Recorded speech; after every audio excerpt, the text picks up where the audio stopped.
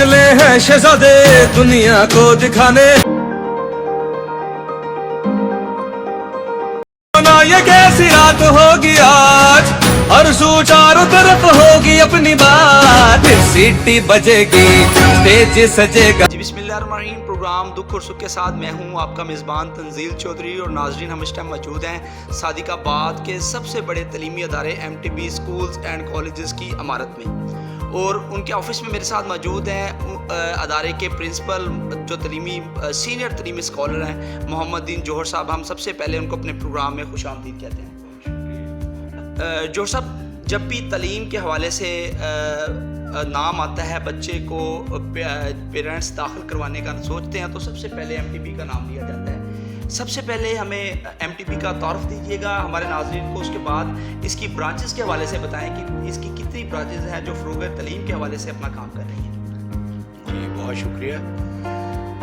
असल में MTB यहाँ 1970 से काम कर रहा है, और जबकि एक बहुत पुराना इदारा है। 1907 में ये तक़सीम बरसगीर से पहले ये जालंधर में कायम हुआ।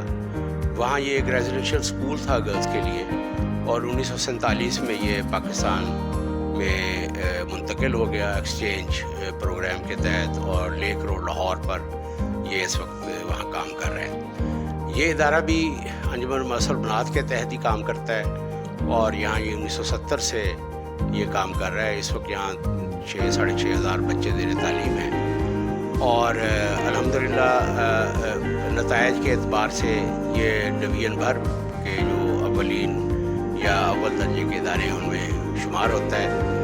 यहाँ सादिकाबाद में इसकी 2 ब्रांचेज़ हैं, एक गांव में है 150 चक में, और एक शुगर मिल का जो कॉलोनी के अंदर स्कूल है उसकी मैनेजमेंट भी हमारे पास है, और एक इसका कैंपस रहीमिया खान में भी काम करता है।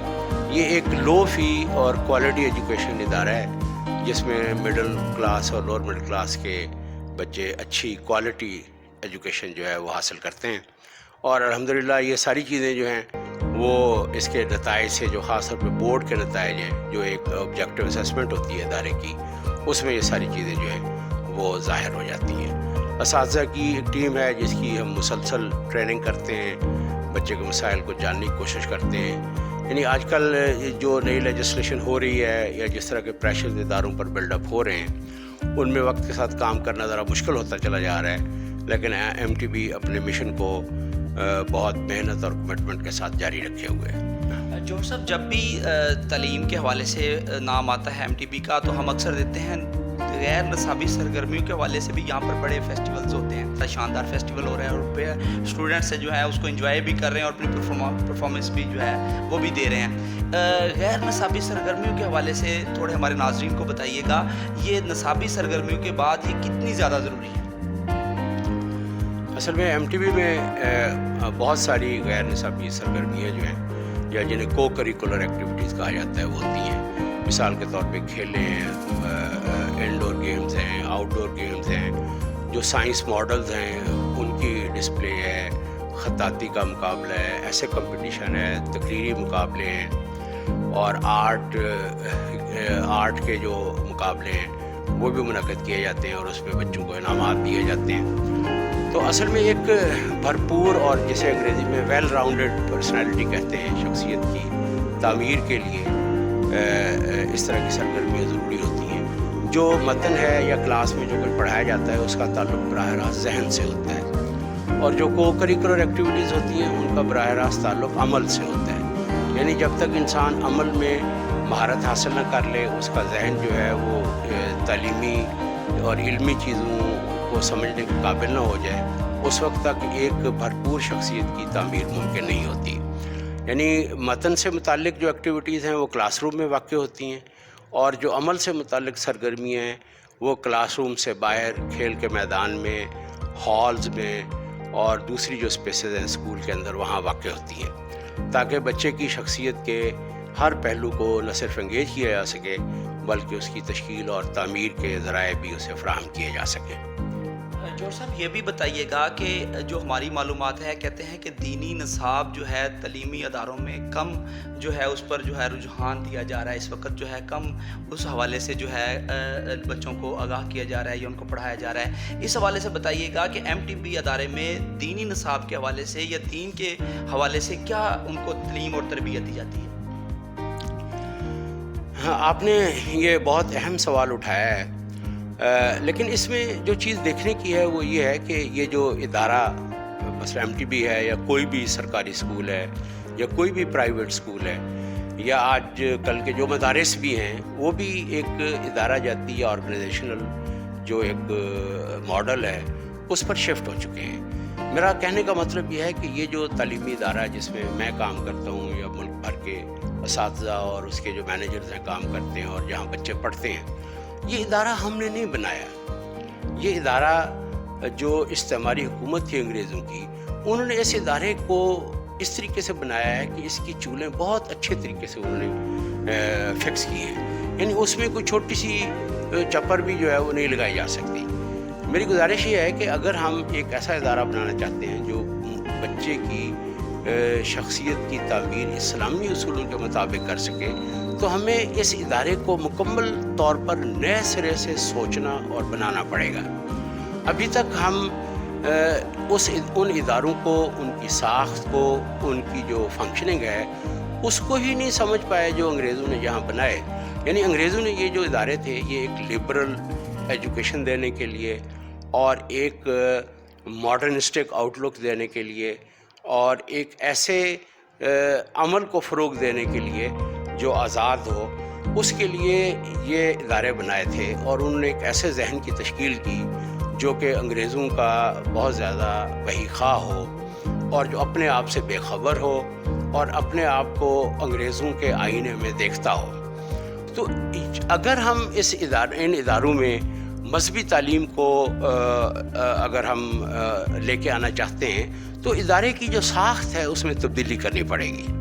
صرف کتابیں ادلی بدلی کرنے سے نظام تعلیم نہیں بنتے اور نہ ان سے بچے کی شخصیت کی تعمیر ہوتی ہے. تو اگر ہم چاہتے ہیں، مثال کے طور پہ گورنمنٹ نے تو اب جو ہے وہ یہ مذہبی تبدیلیاں کی ہیں.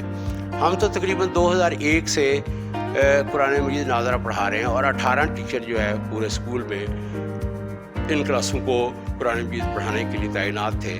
اور ہم اس میں اتنی زیادہ احتیاط کرتے تھے کہ اس میں ہم بچوں کو سپارہ بھی اسکول سے فراہم کرتے ہیں تاکہ بستے میں سپارہ رکھنے کی وجہ سے قرآن مجید کی بے ادبی نہ ہو. جس وقت وہ کلاس ہوتی ہے اس وقت ہر بچے کے پاس سپارہ پہنچ جاتا ہے اور کلاس ختم ہوتے ہی اس کو واپس لے کے ہم محفوظ جگہوں پر ان کو رکھ دیتے ہیں. تو اگر ہم ایک ایسا ادارہ بنانا چاہتے ہیں جس میں بچے کی شخصیت اور ذہن کی تعمیر اسلام کے اصولوں کے مطابق ہو، تو وہ یہ ادارے نہیں ہیں جو انگریزوں نے بنائے ہیں. انگریزوں نے ان اداروں کو اپنے کچھ مقاصد کے لیے اور لبرل ایجوکیشن کے فروغ کے لیے اور سائنسی علم کے فروغ کے لیے انہوں نے یہ ادارے بنائے تھے. تو انہی میں کتابوں کی ادلی بدلی سے ہم کو اسلامی کردار یا اسلامی معاشرہ جو ہے پیدا نہیں کر سکتے. جو سر اکثر پرائیویٹ تعلیمی اداروں پر یہ ایلیگیشن لگایا جاتا ہے کہ پرائیویٹ تعلیمی ادارے تعلیم دیتے نہیں ہیں، فروخت کرتے ہیں. اس سوال کو آپ کس نظر سے لیتے ہیں؟ آپ کے پاس کیا اس حوالے سے موقف ہے، وہ بھی ہمارے ناظرین کو آگاہ کیجیے گا. دیکھیں، گزارش یہ ہے کہ جو حکومت پنجاب ہے یا حکومت، اب تو یہ چونکہ صوبوں میں چلی گئی ہے تعلیم، تو اس میں جو ایک بچے کی تعلیم پر خرچہ آتا ہے وہ 8ویں تک، پھر 10ویں تک، پھر 12ویں تک اس کے اخراجات مختلف ہیں. ایک جگہ جہاں تک مجھے یاد پڑتا ہے کہ اگر 12ویں تک ہونے والی تعلیم پر خرچہ جو ہے اس کا اوسط نکالا جائے تو ایک بچے کی تعلیم پر ماہانہ 22,000 روپے حکومت خرچ کرتی ہے. جبکہ یہی تعلیم پرائیویٹ ادارے جو ہیں وہ بہت ہی معمولی فیس میں جو ہے وہ دے رہے ہیں. یعنی تعلیم دے رہے ہیں، یعنی 8ویں تک بھی اور 10ویں تک بھی بچے کی جو ماہانہ تعلیم اس پر حکومت کا خرچہ 12,000 روپے سے کم نہیں ہوتا. تو مثال کے طور پر ایم ٹی بی ہے وہ تقریباً 1,900 روپے میں یہ جو ہے بچوں کو تعلیم جو ہے وہ فراہم کر رہے ہیں. جی بالکل، آپ بڑی ہی بہترین گفتگو سن رہے تھے. سینئر تعلیمی اسکالر ہیں محمد دین جوہر صاحب. جی بالکل اسی طرح ناظرین میں آپ کو بتاتا چلوں گا جو تعلیم ہے وہ معاشرے میں بسنے والے انسانوں میں نکھار پیدا کرتی ہے. اور سر جوہر صاحب مجھے یہ بتائیں، یہ جو آپ نے تعلیمی ادارے بتائے ہیں صادق آباد میں اور ہیمیا خان میں، یہ سب آپ کے انڈر ہی آتے ہیں؟ جی، اور اس میں جو بنیادی بات ہے وہ یہ ہے کہ یہ ایک ویلفیئر ادارے کے طور پر کام کرتا ہے. صاف ظاہر ہے جو بھی میں بات کروں گا اس کی ویلیڈیٹی پاکستانی جو قانون ہے اس کے مطابق ہونی چاہیے. ویلفیئر کی ایک ہوتے ہیں چیریٹیبل اور ویلفیئر، وہ دونوں کا مطلب یہ ہوتا ہے کہ تعلیمی ادارے کو اس غرض سے قائم کیا جائے کہ اگر وہ کوئی فیس لیتا ہے تو اس فیس میں سے کوئی پیسہ جو ہے وہ مالکان یا اس ادارے کو چلانے والے بورڈ آف گورنر پر خرچ نہ ہو بلکہ اسی ادارے پر خرچ ہو.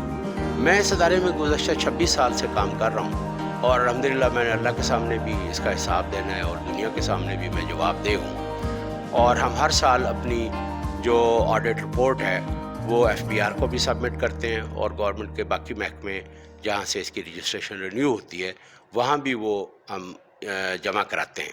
اسی کے ساتھ مجھے میرے ساتھی ہوسٹ ابو بکر عباس کو اجازت دیجیے گا. اللہ تعالی ہم سب کا حامی و ناصر ہو.